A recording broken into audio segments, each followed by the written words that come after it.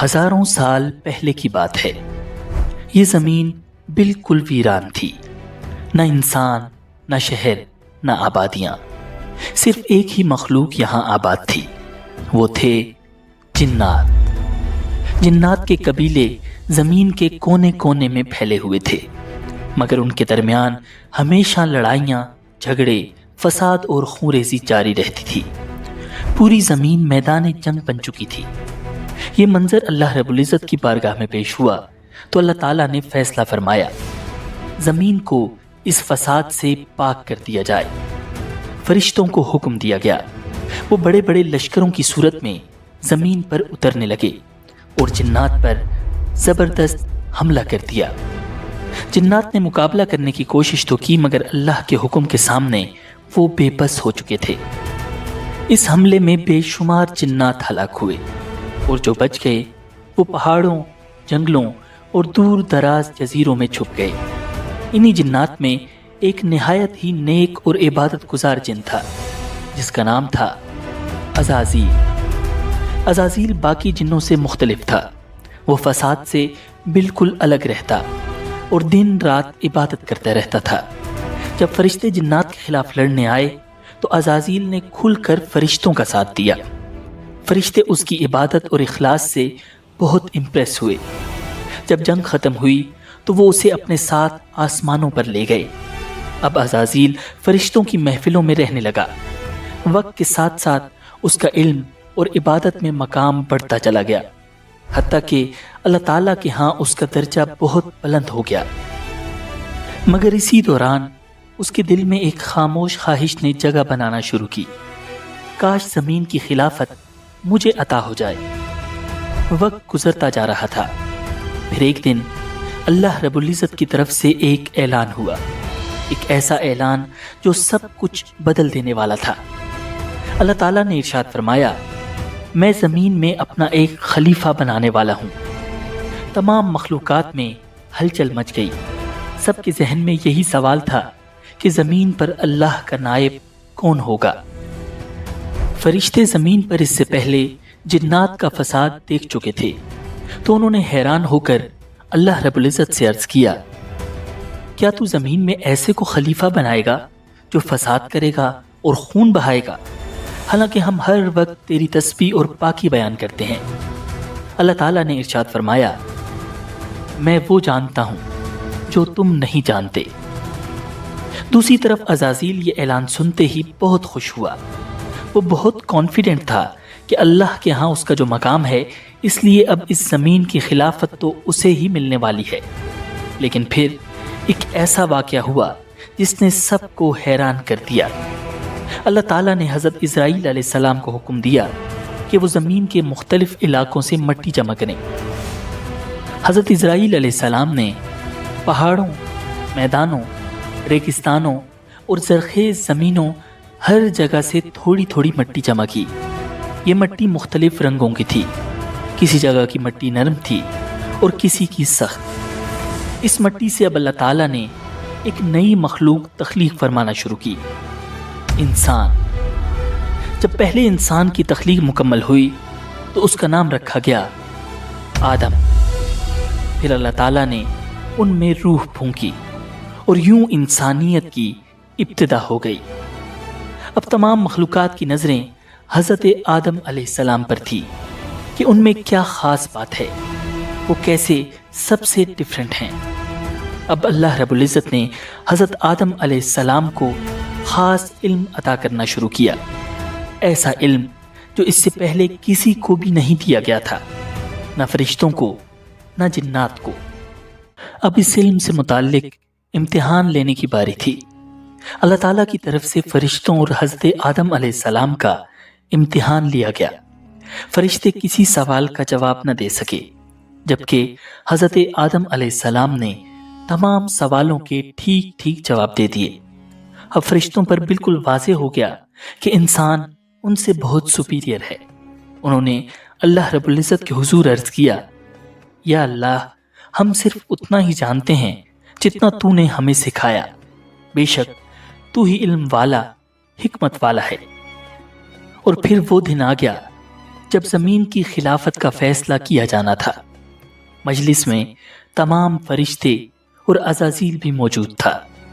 عزازیل کے دل میں انسان کے خلاف حسد کی چنگاری بھڑک رہی تھی، مگر اسے اپنی عبادت پر بہت ناز تھا اور وہ سوچ رہا تھا کہ آدم تو بیچارہ مٹی سے بنا ہے اور میں آگ سے بنا ہوں، میں ہی یقیناً اللہ کے نزدیک افضل ہوں، خلافت تو مجھے ہی ملے گی۔ اور پھر اللہ تعالیٰ نے اپنا فیصلہ سنا دیا کہ زمین پر اس کا خلیفہ انسان ہوگا۔ عزازیل پر یہ خبر بجلی بن کر گری، وہ شوق میں چلا گیا، اس کی آنکھیں غم اور غصے کی وجہ سے سرخ ہو رہی تھیں۔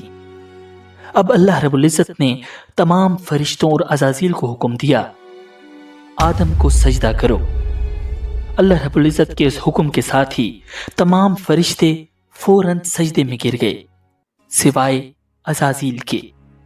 کسی کی مجال نہ تھی کہ اللہ کے حکم کا انکار کرے، مگر وہ بدبخت گردن اکڑائے غصے اور تکبر کے ساتھ کھڑا ہوا تھا۔ دربار خداوندی میں سناٹا چھایا ہوا تھا۔ اللہ تعالیٰ نے پوچھا، تجھے کس چیز نے روکا کہ تو سجدہ نہ کرے جب میں نے تجھے حکم دیا؟ ابلیس نے تکبر سے جواب دیا، میں اس سے بہتر ہوں، تو نے مجھے آگ سے پیدا کیا اور اسے مٹی سے۔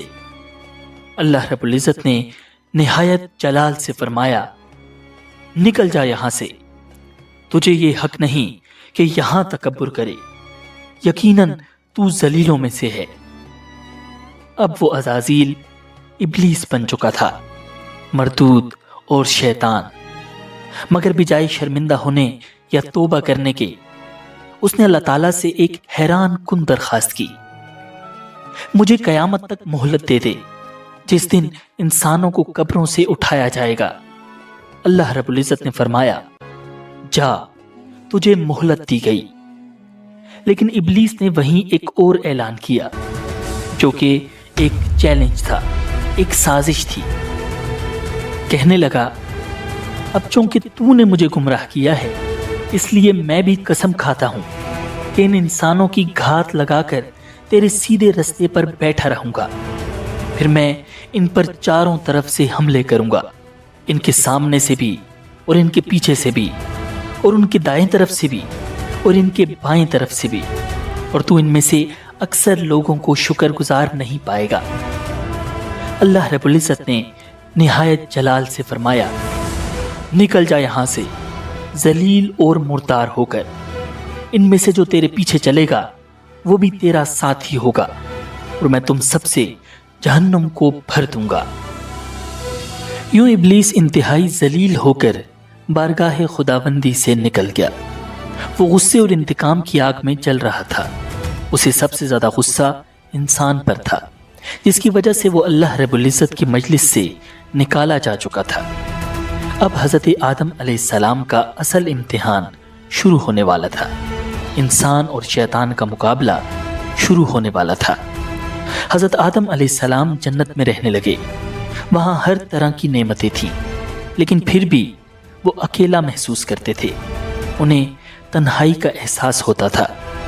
اللہ رب العزت نے ان کی تنہائی دور کرنے کے لیے ان کی زوجہ حضرت حوا علیہ السلام کو پیدا فرمایا، وہ ان کی ساتھی بنی۔ اب حضرت آدم اور حضرت حوا دونوں خوشی سے جنت میں رہنے لگے۔ اللہ رب العزت نے فرمایا، اے آدم، تم اور تمہاری بیوی جنت میں رہو، جہاں سے چاہو کھاؤ پیو، خوشی سے رہو، مگر ایک درخت کے قریب مت جانا، ورنہ تم ظالموں میں سے ہو جاؤ گے۔ جنت میں ہر طرف نعمتیں تھیں، آرام تھا، سکون تھا۔ صرف ایک درخت تھا جس کے قریب جانے سے اللہ رب العزت نے منع فرمایا تھا، مگر شیطان جو پہلے ہی جنت سے نکالا جا چکا تھا، حضرت آدم علیہ السلام سے حسد اور بغض میں جل رہا تھا۔ وہ چاہتا تھا کہ آدم اور حوا بھی اللہ تعالیٰ کی نافرمانی کریں تاکہ وہ بھی اس کی طرح جنت سے نکالے جائیں۔ اسی لیے وہ چپ کے آیا اور حضرت آدم اور حوا کے دلوں میں وسوسے ڈالنے شروع کر دیے۔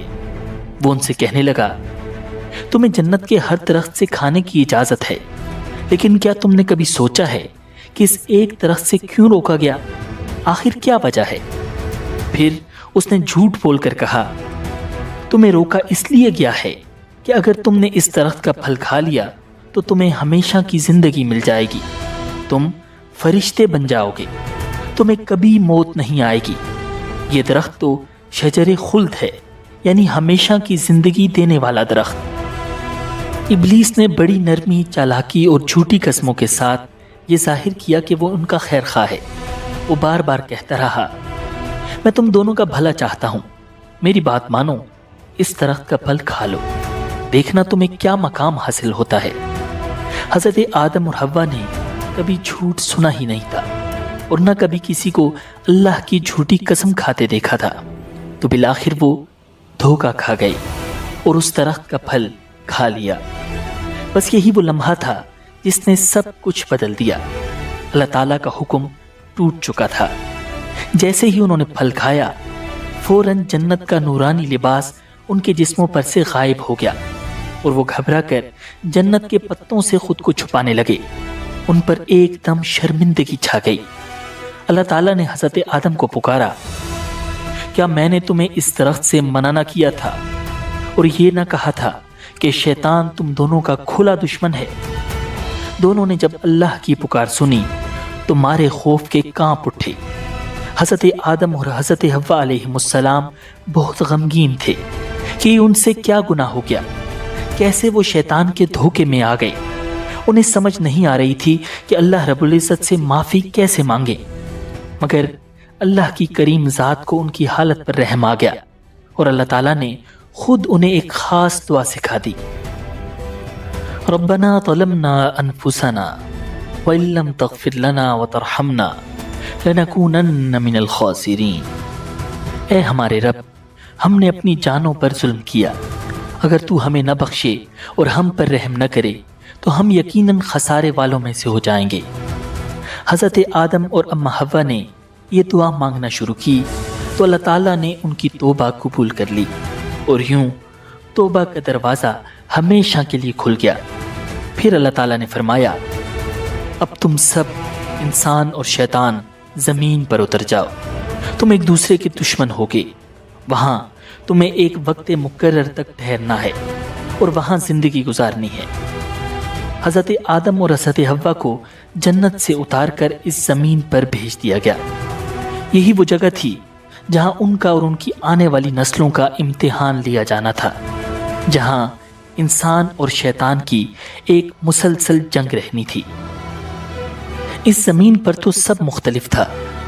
ادھر آ کر انہیں پہلی بار بھوک کا احساس ہوا، پہلی بار کھیتی باڑی کی، روٹی پکائی اور تب جا کر پیٹ بھرا۔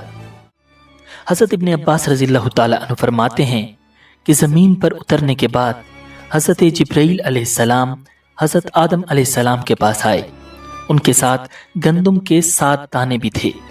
حضرت آدم نے پوچھا، اے جبرائیل، یہ کیا چیز ہے؟ حضرت جبرائیل علیہ السلام نے جواب دیا، یہ اسی درخت کا پھل ہے جس کے بارے میں آپ کو منع کیا گیا تھا، لیکن آپ نے وہ کھا لیا تھا۔ حضرت آدم نے فرمایا، اب میں ان دانوں کا کیا کروں؟ حضرت جبرائیل نے کہا، انہیں زمین میں بو دیجئے۔ حضرت آدم نے ان دانوں کو زمین میں بو دیا۔ یہ دانے بہت وزنی اور بڑے تھے، دنیا کے عام دانوں سے کہیں زیادہ۔ کچھ عرصے بعد وہ دانے اگائے۔ حضرت آدم نے فصل کاٹی، دانے صاف کیے، پھر انہیں پیسا، آٹا گوندا اور روٹی بنائی۔ یوں حضرت آدم علیہ السلام نے زمین پر محنت کر کے کھانا کھانے کا طریقہ سیکھا۔ اسی طرح حضرت آدم علیہ السلام کا پہلا لباس بھی حضرت جبرائیل علیہ السلام کی مدد سے تیار ہوا۔ وہ بھیڑ کی اون سے بنا تھا۔ پہلے انہوں نے اون کاٹی، پھر چرخے پر دھاگا بنایا، پھر حضرت آدم علیہ السلام نے اپنے لیے ایک جبہ اور حضرت حوا کے لیے قمیض اور اوڑھنی تیار کی، اور یوں اس زمین پر انسانیت کا آغاز ہوا۔ انسان اور شیطان کی کہانی شروع ہوئی، ایک ایسی جنگ جو آج تک جاری ہے، جہاں شیطان انسان کو دھوکہ دیتا ہے، اسے بہکاتا ہے اور اللہ کے حکم سے روکتا ہے، اور انسان اکثر اس کے دھوکے میں آ بھی جاتا ہے۔ لیکن یاد رکھیں، کامیاب وہی ہے جو گناہ کے فوراً بعد अपने बाप हजरत आदम अलैहिस्सलाम की तरह निदामत के साथ अल्लाह से तौबा और इस्तिग़फ़ार करे, क्योंकि बेशक अल्लाह रब्बुल इज़्ज़त की ज़ात निहायत मेहरबान और बख्शने वाली है। अगर आपको ये वीडियो पसंद आई हो तो इसे लाइक कीजिए, अपने ख्यालात कमेंट्स में बताएं और इसे अपने दोस्तों के साथ ज़रूर शेयर कीजिए ताकि सब तक ये पैगाम पहुंच सके। ऐसे ही ईमान अफरोज़ वाक़यात के लिए हमारे चैनल इस्लामिक वर्ल्ड व्यू को सब्सक्राइब कीजिए और बेल आइकन को दबाएं ताकि नई वीडियोस की इत्तला आपको फौरन मिल सके। अब अगली वीडियो देखने के लिए यहाँ क्लिक कीजिए। हज़रत इब्राहीम अलैहिस्सलाम और शैतान के पुजारी नमरूद के दरमियान होने वाला अजीम मुकाबला। मुझे दीजिए इजाज़त। अल्लाह निगहबान।